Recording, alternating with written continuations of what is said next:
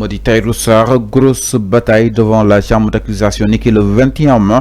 Donc Tahirou et Farba contestent les ordonnances de rejet ou de saisie conservatoire de leurs biens. Il y a 12 requêtes dont 2 de Farba et 10 recours de Tahirou Sarr. La chambre d'accusation financière juge tous les recours le même jour afin. Alors ñom dañu japp ni pourquoi ñuy li nga xamné que modi nangu sen ay bien ta amaguñu li nga xamné que modi décision amaguñu aussi li nga xamné que modi procès moral ñu dal déposer on li nga xamné que modi recours devant la chambre d'accusation tourne si nga xamné que modi justement 12 de Tahirou Sarr Farba moko déposer len d'ici Tahirou Sarr Arfan en termes juridiques est-ce que da nga japp ni télu ñoo saisir exactement sen ay bien. Non, la justice aussi dafa am no moy doxé. Surtout quand on te parle du pôle financier judiciaire Fallou, c'est une juridiction de privilège extraordinaire qui juge les délits financiers. C'est pas des délits ordinaires comme les autres tribunaux ordinaires comme le tribunal hors classe de grandes instances de Dakar, le tribunal de Bambey, de Ziguinchor, de Saint-Louis, tout ça. C'est des juridictions ordinaires. C'est pas le pôle financier judiciaire. Le pôle financier judiciaire, je crois que Sénégalais nous découvrir. Découvrir un tribunal qui juge sur les délits financiers, escroquerie, détournement, blanchiment de capitaux. Donc, tribunal bobu, l'on le juge. Le procureur financier, les juges d'instruction financière. Donc c'est une juridiction de privilège, juridiction extraordinaire. En matière de finances, en matière de délits financiers, la saisine des biens, il faut que les textes qui régissent ce pôle financier judiciaire. Est-ce que texte il faut que nous devons s'approcher nous saisir tes biens. Okay. Il faut aller regarder, il faut aller vérifier les textes qui régissent le pôle financier judiciaire. Vous aurez beaucoup d'informations. Il faut que les gens arrêtent de manipuler, disant comment on peut saisir les biens de Farba ou bien de Tahirou Sarr alors que c'est le procès, procès. Juridiction bobu yamul comme yenen juridiction yi. Le pôle financier judiciaire c'est pas la même chose que yenen pôle de jugement yi. C'est pas la même chose. En matière de détournement, en matière d'escroquerie, en matière de création de sociétés écran, en matière de blanchiment de capitaux, dafa am les textes dafa am lu ñu wax. Dafa am lu ñu wax. Mais japonais après le jugement parce que ñom maître Doudou Ndoye ñom Amadou Sall japp que ni y a une précipitation parce que les biens je vais te dire une chose il fallait que ñu am lu ñu leer parce que ñom dañu jël ben lettre rek bëgg ko accuser ben lettre bobu rek doy na len aussi pour ñu wara mëna li nga xamné que modi justement enforcer Farba Ngom. Fallou, les informations qui ont été fournies par le pôle financier judiciaire des scientifiques d'EFCO et informations yu leer nañ. Transaction bancaire c'est une traçabilité. C'est pas comme si nga fekk waji ni ñu monoté ko nga laaj lu mu def ñu né dafa sàcc ginaar. Est-ce que leer na le dafa sàcc ginaar?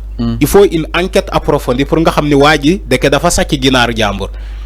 C'est pas la même chose que des traçabilités d'argent dans une banque. C'est pas la même chose. Dafay leer nañ. Xaalis bi jóge na ci compte bi dem ci compte bi te banque bi amna luñ koy wax lan lañ koy waxé traçabilité bi amna les bordelais amna les commandes les reçus. Voilà les reçus de transaction tout ça. On dit fiche. Non, il y a des fiches. Mais yo bo récupérer xaliss ba paré. C'est jargon. Ouais, d'accord, mën na nek fiche. D'accord, fiche. Mais amna lolu yep. C'est moyen de vérification pour la traçabilité. Voilà, la traçabilité, c'est moyen de vérification pour nga xamni que xaliss bi effectivement jogi na ci compte Farba Ngom dem ci société Sofico wala jogi Sofico dem ci compte Farba wala jogi ci compte Farba dem ci compte Ismaïla Ngom wala Samuel Sarr. Je te donne juste exemple. Okay. Donc banque lo lay liggéeyee bo démé banque tay waa ji lu mu retiré ci année bi ci compte bi banque bi dina la jox toutes les informations le mouvement de ce compte bi mouvement bi yëpp banque bi dina la fournir toutes les informations qu'il faut. moo tax ma ne la il faut faire très attention li ngeen di wax ni ci le dossier Farba et Tahirou Sarr. Mais bien yi laataa ñoo ñëw si. mais les biens qui ont été saisis concrètement est-ce que bien yi PIGF da ko prévoir, c'est-à-dire képp ku ñu la jàpp sa alal lépp da nga koy jël arfan loolu tamit est-ce que diisul, c'est-à-dire maanaam. moo tax ma ne la su nekkee da ngaa sàcc benn te nga am fukki bien pourquoi pas ñu jël benn boobu noonu d'après justement les révélations de Maître Doudou Ndoye. C'est conformément à la loi, les textes. Mais dis-nous concrètement. Non, les textes, il faut que nous modifier les textes. Mais le pôle financier judiciaire, le mot défini, c'est conformément aux textes. Textes, il y a parfois, on a tendance à bafouer même nos propres règles. Textes, il y a non, même si texte yi loolu la ñu wax non nañu jël clémence wala ñu xool waa ji am na njaboot wala xam waa ji je suis d'accord parfois avec ça mais texte yi ñoo wax képp ku ñu jàppee ci ay détournement de deniers publics ay luubal xaalis ay escroquerie ci blanchiment de capitaux bu ñu la jàppee toutefois dañoo war a saisir tous tes biens texte yi ñoo ko wax texte yi ñoo ko wax ça ne date pas d'aujourd'hui, ça a toujours été comme ça. Donc, vous faites que nous, Sénégalais, d'accord, il va falloir aller modifier ces textes-là. Parce que d'accord, pour nous saisir les biens de Farba Ngom, voilà, d'accord, pour nous saisir les biens de Tahirou Sarr. Mais il va falloir aller modifier les textes. Mais tant que modifier nos textes, dañu né képp ku def détournement wala ces délits financiers là, toutefois buñ la jappé, dañoo wara nangu lépp li nga yor. On va saisir tous tes biens. Maintenant, ci saisine bi la bëgg wax.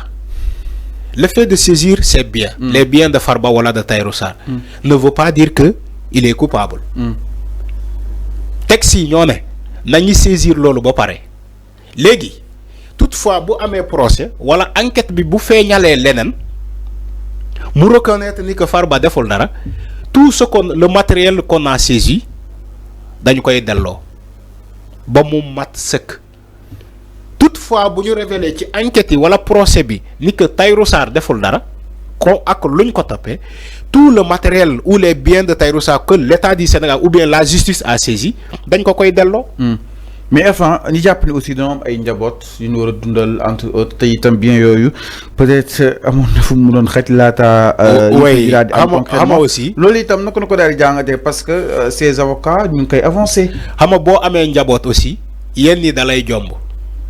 non enfin loolu. non oui non Fallou soyons Fallou xam nga sa meilleur ami. suñ bañee ñëw boo amee xarit. dee ko wax dëgg moo gën. nga koy wax lu mu bëgg a dégg du benn boo amee njaboot yenn yi war na laa mën a jomb ba ñu toppee la ci lii le fait ça d'être poursuivi ci loolu entaché na sa famille waxuma ni que ñoom ils sont coupables dama ne le fait Fallou te yow bu ñu lay jiiñ viol yow même bu fekkee defoo ko mais entaché na sa carrière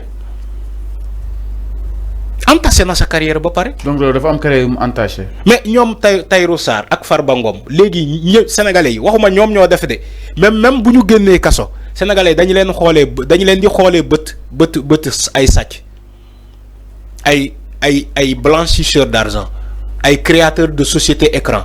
mais bët boobu lañ leen di xoolee. alors attends désormais léegi Farba Ngom bu génnee dañ koy xool bët sàcc dañ koy xoolee. exemple laa lay jox. dañ koy xoolee bët comment dire blanchisseur d'argent créateur de société écran ay escroquerie tout ça bët boobu lañ koy xoolee.